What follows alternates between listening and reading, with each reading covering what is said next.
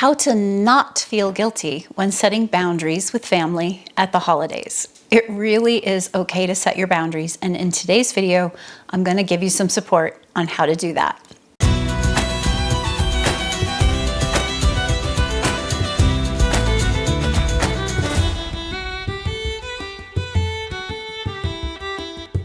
Welcome, I'm Kim Marie, and this channel is all about supporting women to step into their most empowered self so they can live their most fulfilling life. Now, first, in order to be able to set boundaries without feeling guilty, we have to understand more about boundaries. So we're going to talk more about boundaries. We're also going to understand where that guilt comes from and get it at its roots, overcome the guilt and understand its roots. I'm also going to give you some very practical tips for boundary setting and self-care during the holidays. So first, we need to realize how incredibly important boundaries are. Boundaries are one of the biggest things that keep us stuck in relationships with others in ways that we don't want them to be. So you've probably heard of codependent relationships. I've had a couple of other videos about codependence in the past. But the idea is that when we don't set boundaries, we don't separate ourselves from others. And we basically almost identify as needing the others or being at the mercy of others.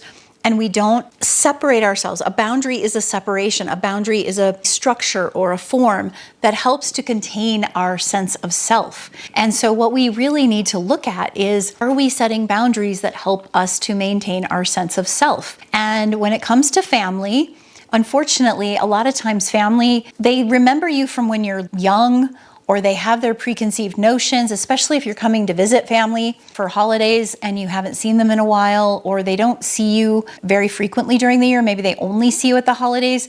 Let's take this into consideration for ourselves too, to get better at this, because family often has preconceived notions about each other. And we're not taking into consideration how much we don't know about one another. So in order to help that, we really do have to set boundaries. Now, boundaries are such a powerful tool and so good for your mental and emotional well-being, and even the well-being of others. If others are having certain expectations of you, and you're not setting boundaries around like, yes, I will do this, no, I will not do that, or this is okay, that's not okay, whatever the boundary is, if you're not setting them, they also don't know how to treat you. Ultimately, setting boundaries is a way of helping people understand how to treat you. And yeah, sometimes when we set a boundary with someone we've never set a boundary before with, they may not like it. They may be like, oh, that's ridiculous, you're fine, this is how I've always done it.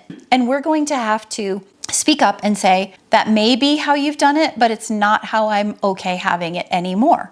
And that may be challenging, but if you let people know that it's important to you and that this is what you need, they will be happier in the long run as well, rather than trying to figure out why you're being distant or irritated or angry or whatever and not saying anything. If you set the boundaries, then it's really clear what they can expect and what you're needing in the moment. So this is really powerful and really important to understand how important boundaries are. Boundaries create the structure in our life for us to flow through. So how do we overcome the guilt that we have around setting boundaries? Why do we even have it in the first place? Setting boundaries with family often triggers this concept of guilt. And why is that? Well, guilt is a sense that somehow we've done something wrong. Okay, and maybe you even feel shame, which is you've gone against the cultural standard or the community standard.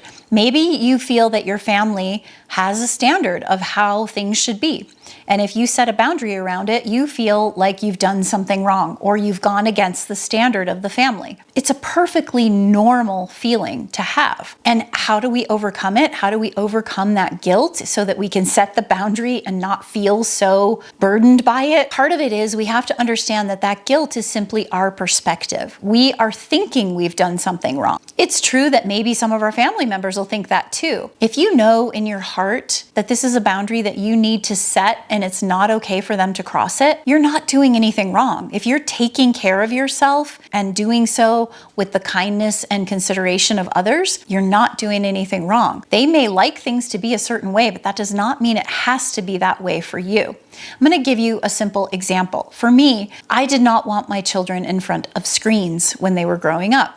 So when I would go visit family for the holidays, of course, it was really, really common for the television to be going 24/7. And I knew we'd be gathering in common areas and coming together for the holidays, and I did not want to do that. And so I explained to my family, I said, I really want my children to interact with you and others and each other.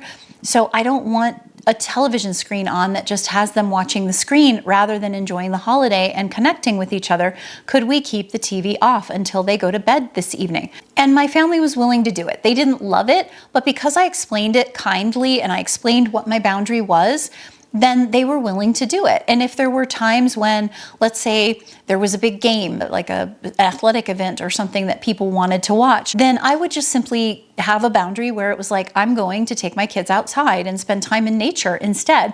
And then there was no hard feeling if I didn't participate in the game festivities or other activities of watching a movie or something like that when my kids were still awake.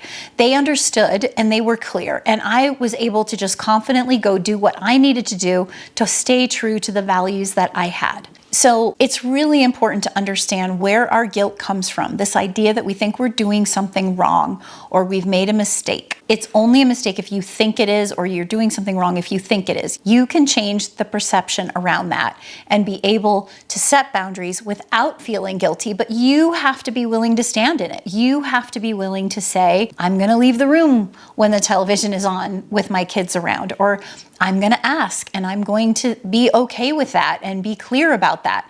I remember having a similar situation where someone else came in and they wanted to turn the television on, and I said, I've already asked everyone to please keep the TV off. I don't really want the kids focusing on television. And I explained it to them and they were like, okay. They might not have liked it. They might have had some complaint about it, but it doesn't matter. If you stand in the sovereign queen that you are capable of being and you hold yourself in that space of confidence, you will be able to set your boundaries without feeling guilty. Now, I want to offer a few practical tips for setting boundaries. One of them is to be clear, like I've already said, to explain without a ton of detail. You don't owe anyone a lot of explanation, but to be clear about what you're doing and why. Simply saying, I don't want the television on. I don't want my children focused on television. I want them engaged with the family while we're here visiting. That's what we're here for. That's a reasonable request. It doesn't require a whole drawn out thing about your philosophy or why you think everybody else shouldn't be watching TV or anything else like that. It's just about, this is what I like. Could we just turn the television off, right?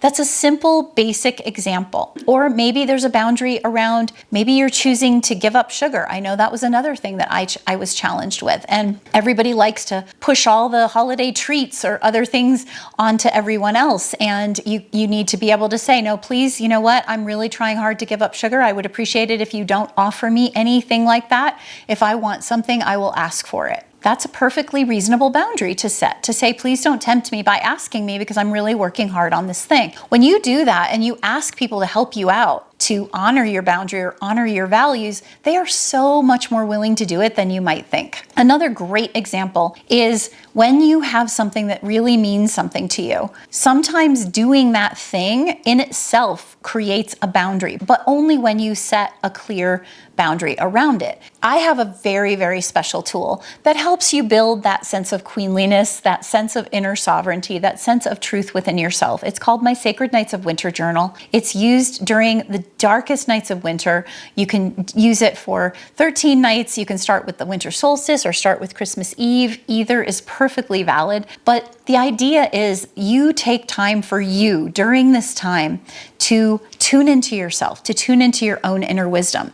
One of the best ways I actually learned to set boundaries was using my journal.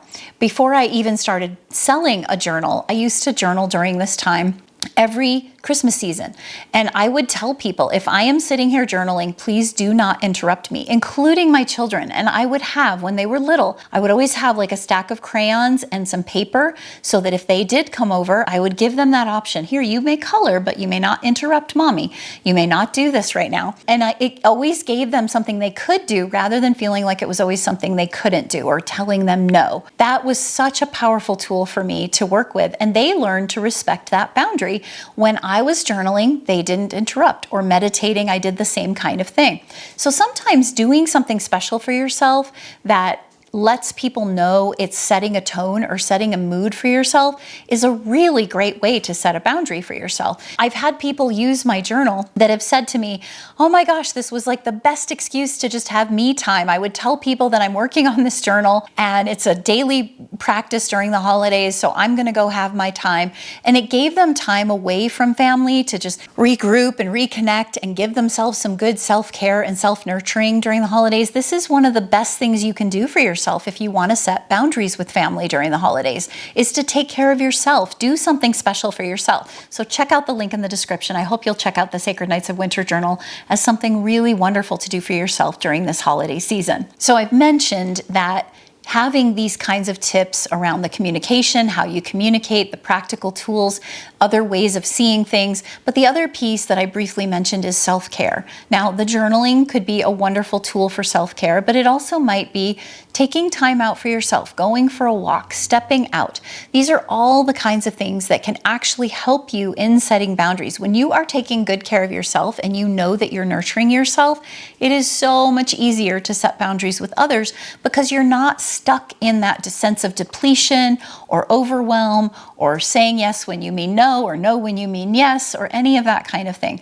This is so important. The idea of taking care of yourself during the holidays, nurturing yourself, slowing down, don't get caught up in the hustle and bustle. That's a lot of what my journal is all about, is to help people slow down and actually tap into the amazing gift of quiet and stillness and peacefulness that the winter and the holiday season is offering to us. I hope those are some good tips. Let me know in the comments what you think, if you've come across certain things that have worked for you to set boundaries with family, or if you have any specific challenges that you're running into around setting boundaries with family. I love getting your questions, and I would love to support you in whatever way I can. Thanks so much for watching. I'll see you in the next video.